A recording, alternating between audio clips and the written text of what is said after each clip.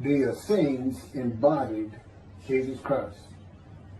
The story of Jesus most likely began around 100 years before the story begins, with his birth at the beginning of the Common Era. The first written version of the story is the Gospel of Mark that dates from 70 Common Era, about 40 years after the story says Jesus died.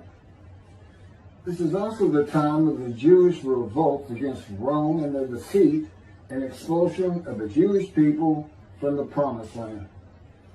The knowledge of the Hebrew Bible in a time of illiteracy indicates that the Gospel of Mark was written by rabbis, or very learned men in Judaism.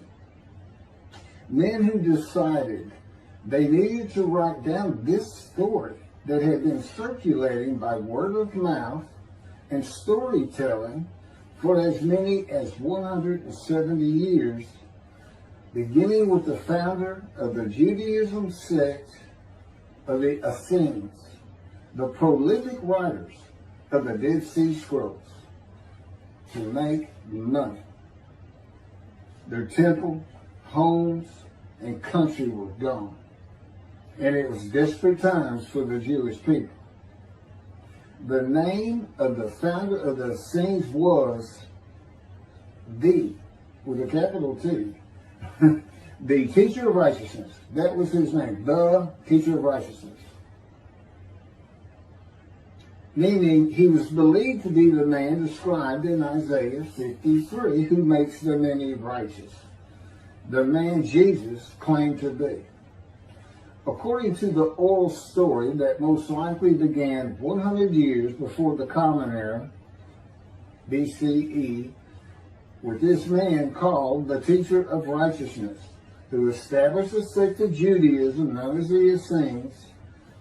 This teacher of righteousness who fought with a wicked priest. All this information is in the Dead Sea Scrolls. Fought with a wicked priest. Did not like the way the temple was being run. Did not like all the sinning going on in Jerusalem, and did not live there, and despised riches and the material things of the world, just like Jesus, who also claimed to be the teacher of righteousness. The oral storytellers, who were diverse and from different backgrounds, ethnicity, and ability, captured the imagination of the crowds with their oral skills and would earn their livelihood from donation of money and goods in the age of antiquity. Few could read in a world where literacy was restricted to just a few, and this did not begin to change until the Middle Ages. While the earliest forms of written communication date back to about 3,500 to 3000 BCE, literacy remained for centuries a very restricted ability closely associated with the exercise of power. Schools in ancient Israel, if any existed, served only the sons of the rich and the religious elite. Storytellers in general would be very learned men, captivating the imagination of the crowds at the gates and the meeting places of Jerusalem, with tales that people of a harsh and brutal time wanted to believe in.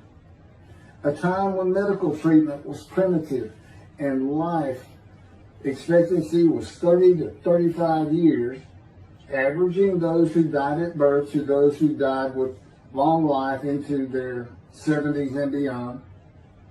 A time when people believed in mythical gods and gods who were men and making sacrifices to gods for favor and for safety, healing, long life, crops, and fertility.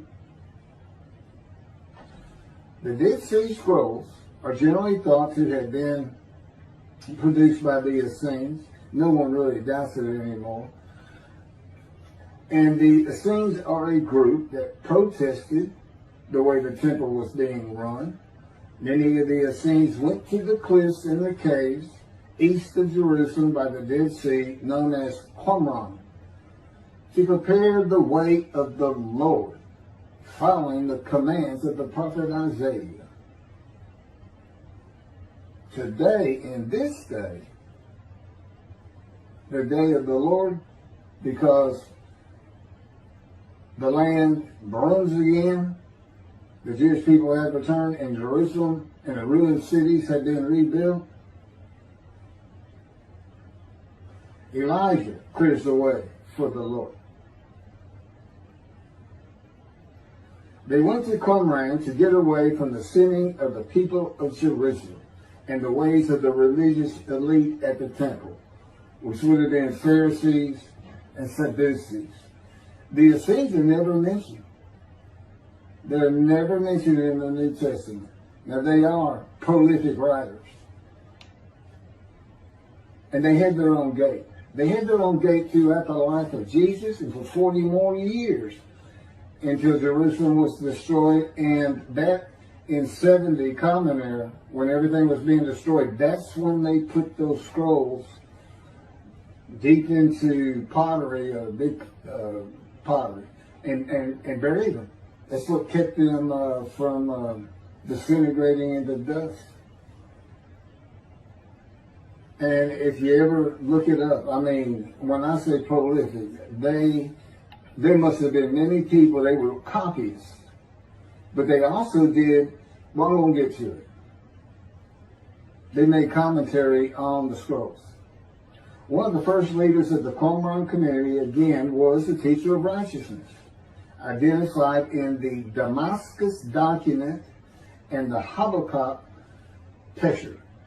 A Pesher is a type of commentary in Hebrew. In the Pesher literature, the teacher of righteousness is presented as a founding figure who directly clashed with an opponent called the wicked priest. Of course, we all know what Jesus went through with the religious elites, Sadducees, Pharisees, and the high priest. This was the wicked priest in his day, 100 years before the birth of Jesus. The man described in Isaiah 53 is often referred to the teacher because of verse 11, where God says, verse 11 of chapter 53 of Isaiah, where God says, "My righteous servant makes the many righteous."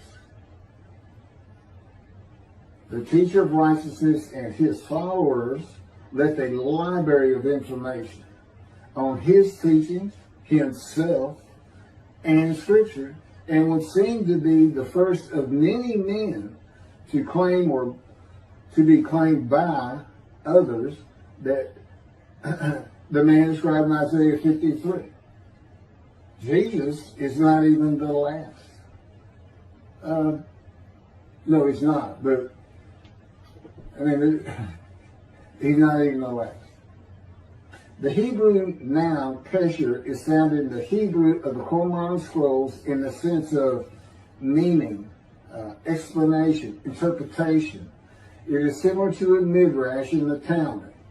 Various biblical texts were deemed prophetic and were subjected to pesher interpretation, even when appearing in non-prophetic literary context.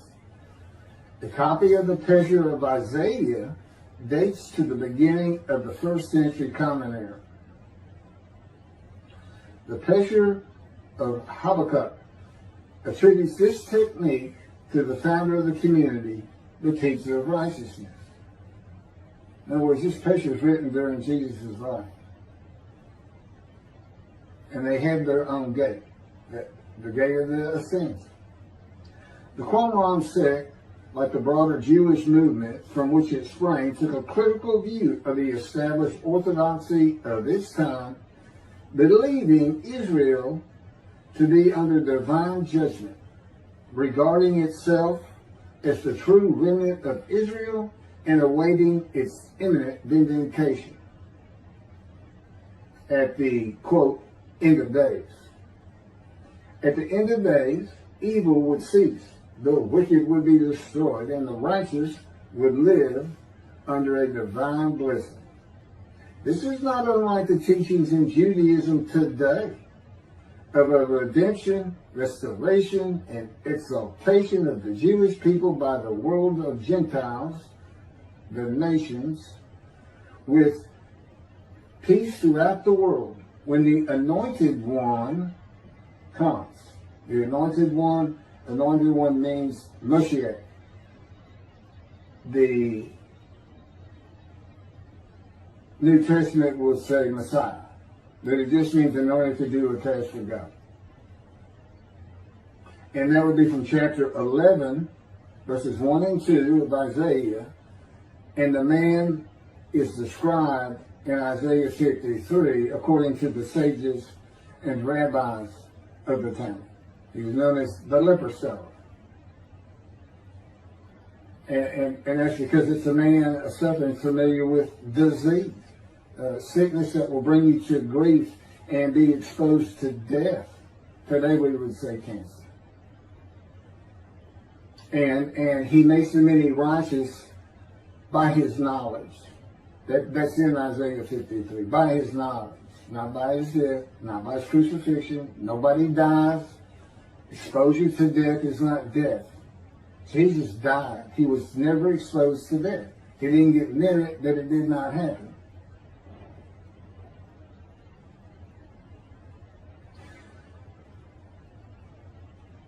This time that the Essenes were waiting upon, that they thought was imminent, did not happen for them. And it is this teaching that Jews for Judaism uses in the analysis that Isaiah 53 describes the Jewish people as God's righteous servant, as one man, Israel. The persecution of the Essenes and their leader, the teacher of righteousness, probably elicited the sect's apocalyptic visions.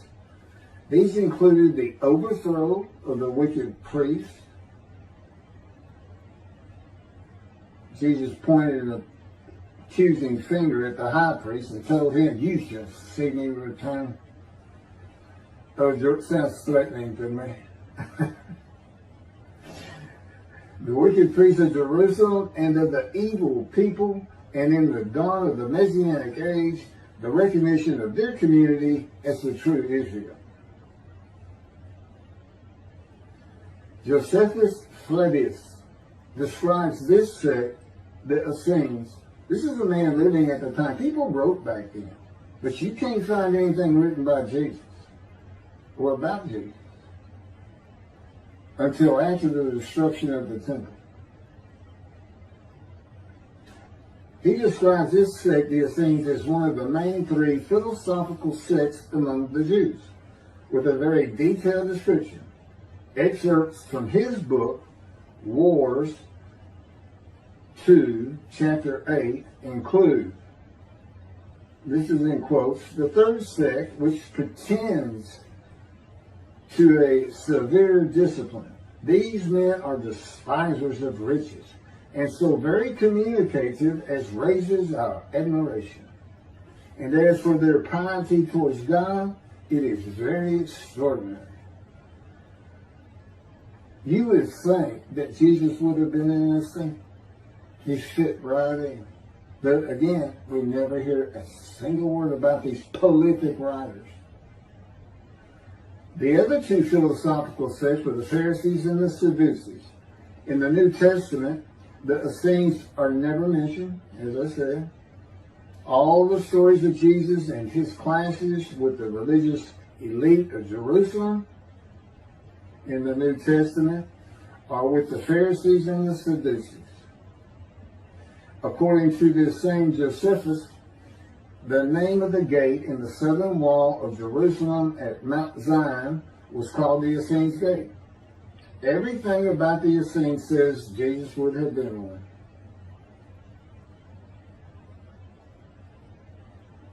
Peter and Paul, disciples later called apostles of Jesus, all said Jesus was the fulfillment of Isaiah 53.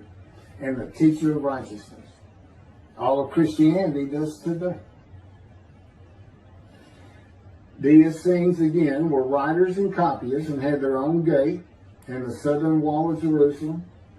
The founding leader claimed to be the righteous servant, so did Jesus. It is impossible to believe that the Essenes had not heard of Jesus. It is impossible to believe they would not have gone to Jesus to question him and verify the stories around him and his claim of being God's righteous servant and right about him. Because they believed that their founder was the Moshiach and that the end times were coming. Moshiach, anointed one, described in Isaiah 53. They were great followers of the things Isaiah had to say, and there's a picture written on it during the life of Jesus. It's impossible to believe it.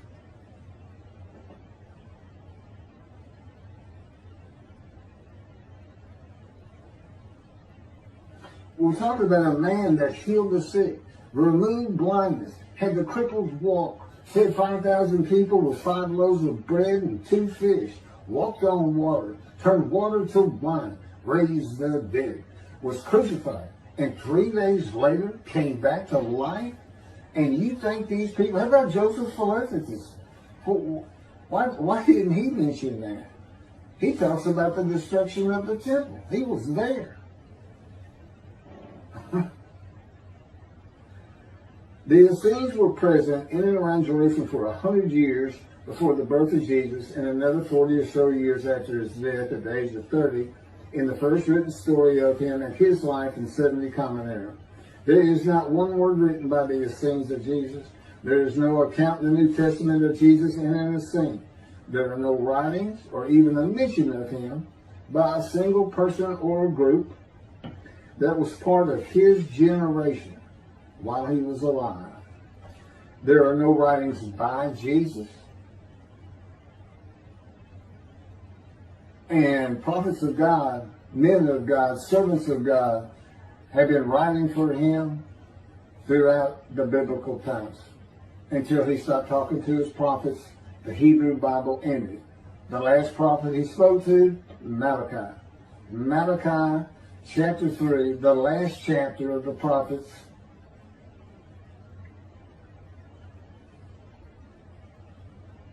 writes for God the prophetic announcement that he will return. He's going to come back. I've already talked about the 5 prophecies of Jesus of when he will return, and every single one of them was false. He didn't return in his generation, sons of those who pierced him with the spear on the cross. He says in the Revelation on the first page, verse 7, those who pierced me with the spear shall see me return. I'm coming back quickly.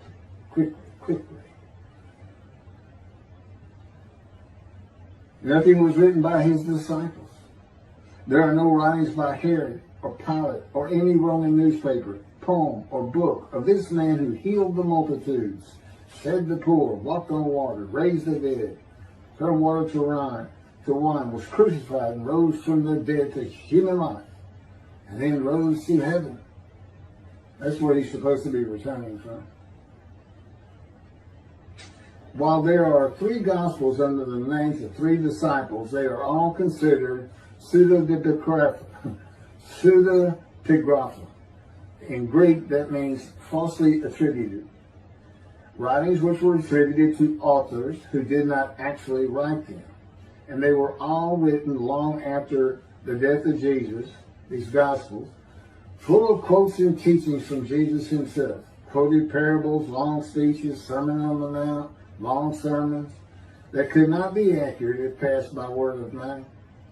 There is only one answer. The Essenes themselves, these writers and the storytellers of the day, had put this story together. And even though the writers of the gospel knew full well these rabbis were learned men of the Hebrew Bible, they knew it didn't really fit. But you know what else they knew? Nobody could verify it. Nobody could check them. Nobody could check them. Now, I just did a video on the deceptions. The deceptive, it covers just Matthew. And there's 3 different stories of him and deceits in every one of them that you can go look up now. You can verify these things that I'm saying. I'm quoting them. I give the chapters, the books they come from. You can see Jesus chains, circulating, verses 9 and 10, the verses, from riding an ass into Jerusalem and being crucified, as Jesus said all the prophets said of him, to what the prophet actually said. You can go look at it. He said he's going to go and defeat Rome, defeat the enemy in Rome, which in Jesus' time, in Jerusalem,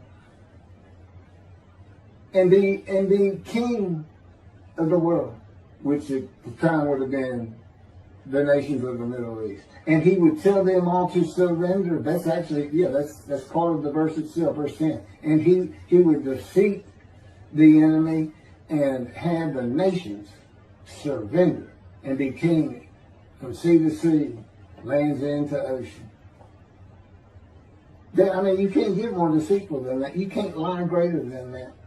You're manipulating Scripture, God's holy word, manipulating it, deleting a verse 10, telling your disciples, tell everybody these things. That's why he's telling them. Tell everybody these things. Going in. They're going to kill him. Okay. That's what the prophets say. Don't forget. And that's what he's doing.